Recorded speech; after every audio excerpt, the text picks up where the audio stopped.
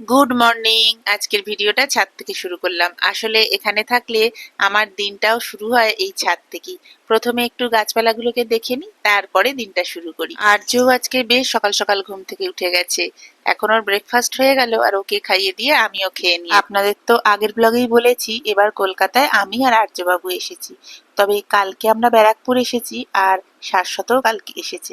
আজকে আমরা কলকাতায় আছি, তবে জামশেদপুরে আমরা কালকে ফিরছি। তো আজকে সারাটা দিন কিরম ভাবে কাটাচ্ছি সেটাই আপনাদের সাথে শেয়ার করব। আর্যবাবুর সব সময়ের দাবি থাকে যেন ওর সাথে খেলি, মানে ও একা একা খেলবে সেটা ঠিক ওর ভালো লাগে না। ওখানে থাকলে কাজকর্মের মধ্যে সব সময় যে সময় দিতে পারি তা নয়, অনেকটা সময় ওকে একা একা খেলতে হয়। তবে এখানে যেহেতু কোনো কাজকর্ম নেই, ভেবেছি অনেকটা সময় ওকে দেব। আর সেই ভাবনা থেকেই আজকে সকাল থেকেই আর্যবাবুর খেলার সঙ্গী হয়েছে। আবার এক পশলা বৃষ্টি এলো। আজকে সকাল থেকে বারবারই এরকম হচ্ছে, একবার করে বৃষ্টি হচ্ছে, থেমে যাচ্ছে, আবার বৃষ্টি আসছে।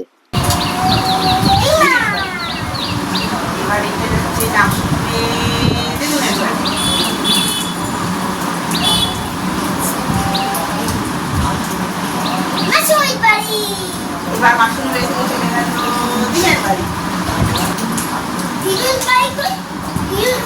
জামশেদপুর চলে গেল, এবার আজকে যাবেন দাদান বাড়ি। বাড়ির পাশেই এক বৌদি থাকেন, ওনারা পুরী গিয়েছিলেন, একটু আগেই এসেছিলেন। তো সেই প্রসাদই দিয়ে গেছেন, পুরীর খাজা। তো সেটা খাচ্ছি। এখন আবার ওপরে এলাম আম নিয়ে। আজকে সকাল থেকে আমার খালি খাওয়া পর্বই চলে যাচ্ছে। আর আজকের ওয়েদারটা এত সুন্দর, এতক্ষণ নিচের বারান্দায় কাটলো, এবার আবার ওপরে এসে ওপরের বারান্দায়। বাইরের ওয়েদারটা খুব সুন্দর হয়েছে, মানে বৃষ্টি একবার করে হচ্ছে, থেমে যাচ্ছে।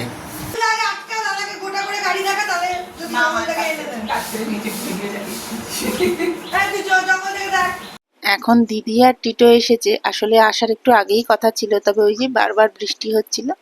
তো এখন তো পিপি আর দাদাকে পেয়ে আর্য মহা খুশি।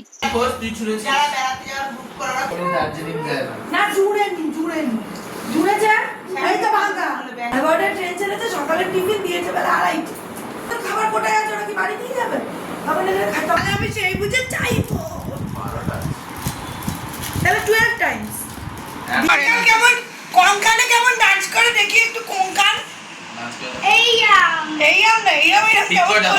তখন যেটা করলি ওটা হচ্ছে না, দেখা যাবে।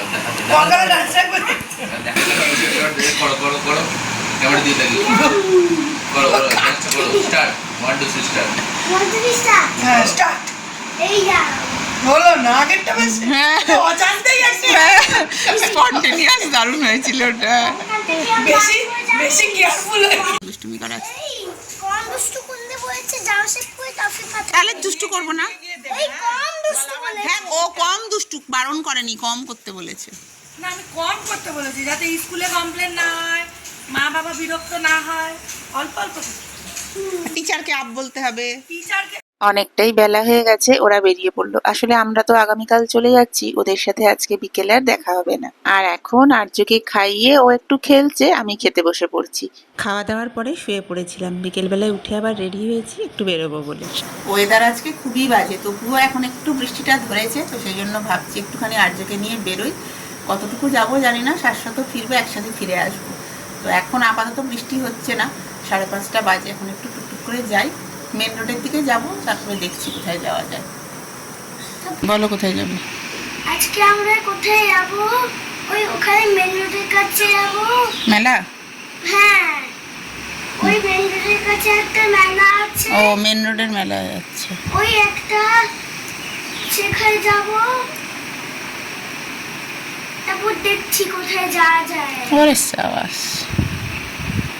অন্যদিন বাড়ি থেকে বেরিয়েই টোটো পেয়ে যাই, আজকে হয়তো বৃষ্টির জন্য জানি না এখনো অবধি টোটোর দেখা পাইনি। আজকে শাশ্বতর কলকাতায় একটা কাজ ছিল, তো ও দুপুরবেলায় বেরিয়েছিল, এখনো ফিরবে। তো সেটাই ভেবেছি আমরা একসাথে মিট করে বাড়ি ফিরে আসব।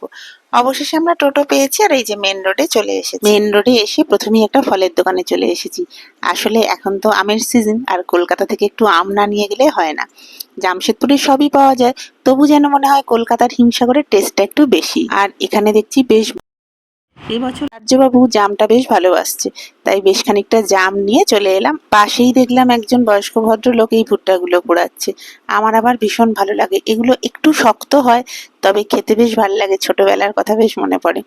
আর্যবাবুর হাতে একটা দিলাম, তবে আর্য বেশিক্ষণ জানি খেতে পারবে না, একটা দুটো খাওয়ার পরেই বোধহয় দাঁতে লাগে। একটু বড় দানার যে ভুট্টাগুলো সেগুলো ভীষণ ভালো হয়, মানে মিষ্টিও হয় আর নরমও হয়। আসলে আমরা যে ওই সুইট কর্ন কিনি, লুজ যেগুলো কিনি, ওইটারই যে ভুট্টাটা, সম্ভবত ওটাকে পাঞ্জাব ভুট্টা বলে, আমি ভুলও হতে পারি। তবে ওই ভুট্টার দোকান থেকে বেরিয়ে পাশে আবারও এক জায়গায় দেখছি বেশ ভালো আম বিক্রি হচ্ছে, ওখান থেকে আরো বেশ কিছুটা আম আমি নিয়ে নিয়েছি। এবার মনে হচ্ছে জামশেদপুর ফেরার সময় জামা কাপড় রেখে ব্যাগ ভর্তি আম নিয়ে বাড়ি ফিরবো। শাশ্বতকে ফোন করলাম, ওর আসতে এখনো মিনিট 10 লাগবে, তাই দাঁড়িয়ে দাঁড়িয়ে ভাবলাম একটু চা খাই। তো একটা দোকানে ঢুকেছি, একটা চা আর বিস্কিট নিয়েছি। এই ফোটানো ঘটঘটে চা দেখলে আমি না খেয়ে থাকতে পারি না, সাথে অবশ্য একটা বিস্কুট আমার চাই। তো চা খেয়ে বাইরে দাঁড়িয়েছি, এক্ষুনি শাশ্বত এসে যাবে। ও এসে গেলে আর অবশ্য এদিক ওদিক যাবো না, দু একটা জিনিস কেনাকাটা করে ব্যাগটাও বেশ ভারী হয়ে গেছে, টোটোয় উঠে পড়বো। বেশ খানিকটা আগেই বাড়ি এসে গেছি, এখন হাত পা ধুয়ে ফ্রেশ হয়ে ভাবছি একটু চা খেয়ে নি। তবে এখন শাশুড়ি মা বাড়িতে নেই, তাহলে আমি আর শাশ্বতী এখন চা খাবো। এখন বেশ খানিকটা সময় আর্যবাবু ওর বাবার সাথেই থাকবে, ততক্ষণে ভেবেছি ব্যাগটা গুছিয়ে নেবো। কালকে আমরা সকালেই বেরিয়ে পড়বো, আর ব্যাগটা সেভাবে এখনো গুছানো হয়নি। তাছাড়া এখন আমি এক প্রস্থ যা কেনাকাটা করে আনলাম সেগুলোও ঠিকভাবে ঢোকাতে হবে। ব্যাগ গুছানো কমপ্লিট করে চলে এসেছি খেতে, আর আজকের মেনুটা আপনাদের দেখাই। শাশ্বত ফেরার সময় নিয়ে এসেছে ডিবাপি থেকে মেটে চচ্চড়ি। ডিবাপির এই মেটে চচ্চড়ি আর একটা হচ্ছে কিমা, এই দুটো কি যে অসাধারণ বানায়, মানে একবার যে খাবে তার মুখে লেগে থাকবে। ডিবাপির এই দুটো খাবারের জন্য আমি পুরো পাগল। তবে হ্যাঁ, এটা অনেকটাই রিচ হয়, তবে টেস্ট দারুণ হয়। আমি এখন আয়েশ করে খাওয়াটা শেষ করি, আপনাদের সাথে আবার কাল সকালে দেখা হবে।